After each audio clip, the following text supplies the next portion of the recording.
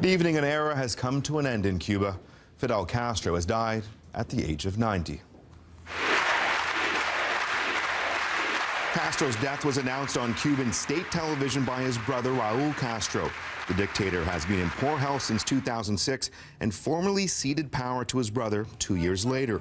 The former Cuban president took power in 1959 in a revolution and ruled Cuba for nearly 5 decades with his totalitarian regime.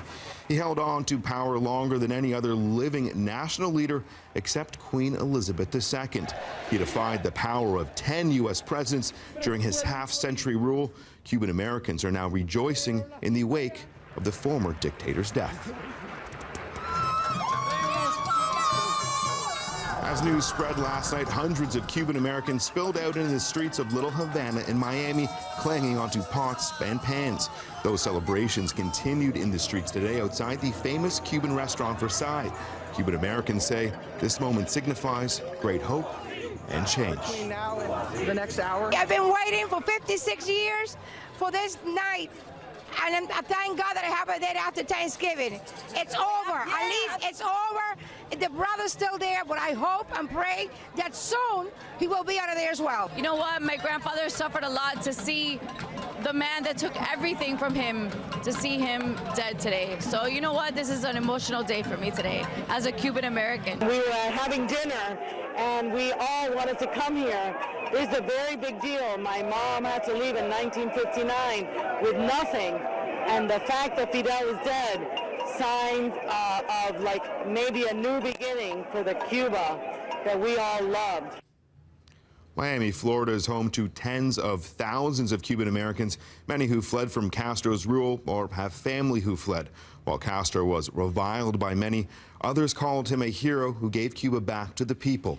Earlier today, I spoke to a former Canadian ambassador to Cuba who shared a unique friendship with Castro, getting a glimpse into the man behind the dictator. Hombres pueden morir. There'd be this knock on the door, boom, boom, boom, and he'd show up, and he's very big, imposing, big barrel-chested, he's a big beard.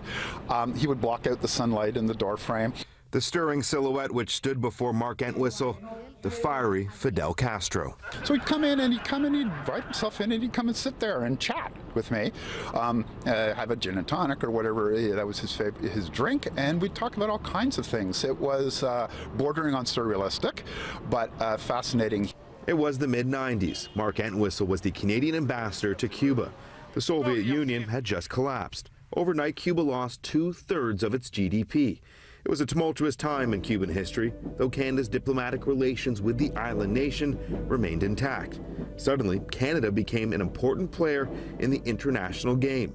It led to a relationship between an ambassador and a revolutionary, giving Entwistle near unprecedented face time with one of the most revered and hated men in the world.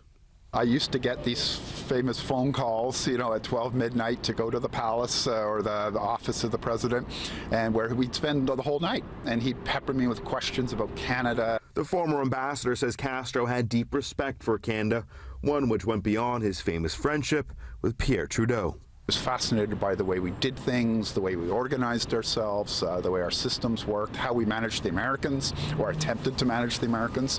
It was all part of his natural curiosity. America was at the center of many late-night conversations between the two. It was no secret the CIA had attempted to assassinate Castro on several occasions.